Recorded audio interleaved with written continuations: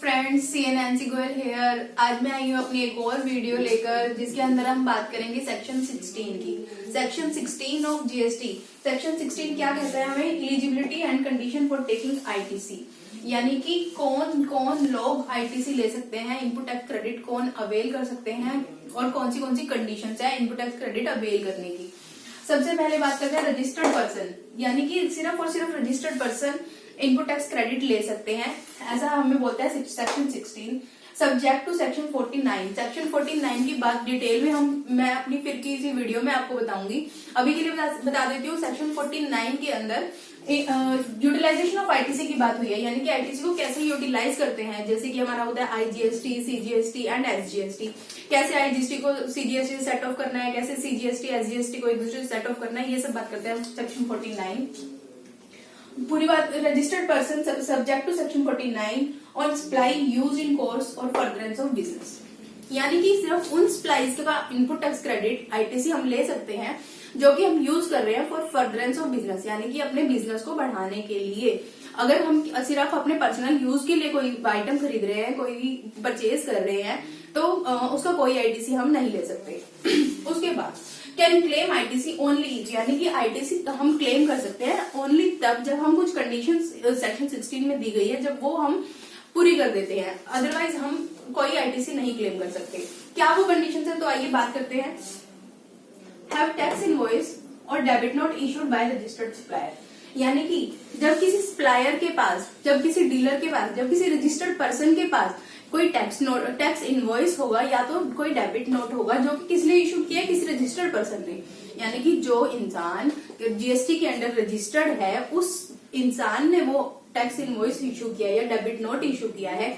अगर आपके पास वो टैक्स इनवॉइस या डेबिट नोट है, सिर्फ तब ही आप इनपुट टैक्स क्रेडिट ले सकते हैं। दूसरी कंडीशन क्या है? रिसीव्ड गुड्स और सर्विसेज, यानी कि अगर आपने गुड्स या कोई भी सर्विस किसी सप्लायर से ली है तो आपको वो गुड्स रिसीव हो गई हो, यानी कि पेंडिंग ना हो। इसके बाद फर्दर हम इसके बारे में बात करेंगे डीम्ड रिसीव, यानी कि वो गुड्स अगर अल्टीमेटली आपको रिसीव ना हुई हो, अगर वो गुड्स आपको रिसीव ना हुई हो, फिर भी सेक्शन कहता है कि हम उसको डीम्ड कर लेंगे। किस केस में, कब हम उसको डीम कर लेंगे? Transfer of document of title of goods, यानी कि सप्लायर अगर आपको लिख कर दे रहा है कि ये गुड्स आज से आपकी हो गई है, तो हम उसको डीम्ड रिसीव्ड मान लेंगे। उसके बाद फर्निश रिटर्न अंडर सेक्शन 39, यानी कि अगर आपने जीएसटी की रिटर्न भरी है अंडर सेक्शन 39, सिर्फ तब ही आप इनपुट टैक्स क्रेडिट ले सकते हैं। अगर आप रिटर्न नहीं भरेंगे तो आपको कोई इनपुट टैक्स क्रेडिट नहीं मिलेगा। उसके बाद tax actually paid to government, यानी कि अगर आपने गवर्नमेंट को टैक्स एक्चुअल में पे किया है, अगर आपने गवर्नमेंट को टैक्स पे नहीं किया तो आपको क्रेडिट भी नहीं मिलेगा।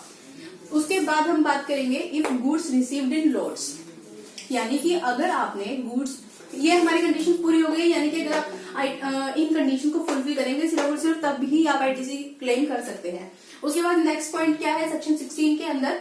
If goods received in lots, यानी कि अगर आपको गुड्स लॉट्स में मिली है, यानी कि आप इंस्टॉलमेंट्स में कोई भी गुड्स खरीद रहे हैं, कोई भी सर्विस ले रहे हैं, तो जब वो लास्ट लॉट आपको मिलेगा, यानी कि अगर आप टोटल 10 kg की क्वांटिटी परचेज कर रहे हैं, पहले आपको 2 kg मिली, देन 4 kg, जब अल्टीमेटली आपको लास्ट लॉट मिलेगा तब आप आईटीसी को क्लेम कर सकते हैं। उसके बाद if payment not made with in 180 days, सब कहते हैं आपको कि अगर आपने 180 डेज के अंदर पेमेंट नहीं करी तो आप आईटीसी नहीं ले सकते, तो ये हो जाएगा तो वो हो जाएगा। तो आइए डिटेल में उसकी बात करेंगे हम।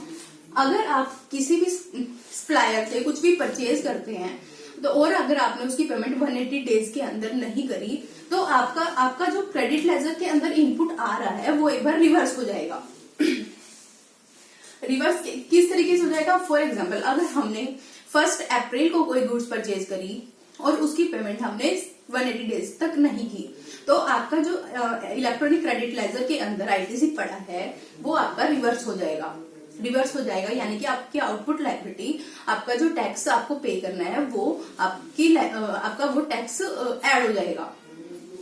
उसके बाद अगर 180 डेज वाली जो आपका रिवर्सल हुआ है, वो रिवर्सल की सब कहते हैं कि आपने 180 डेज के अंदर पेमेंट नहीं की तो आपको टैक्स नहीं मिलेगा, इनपुट नहीं मिलेगा।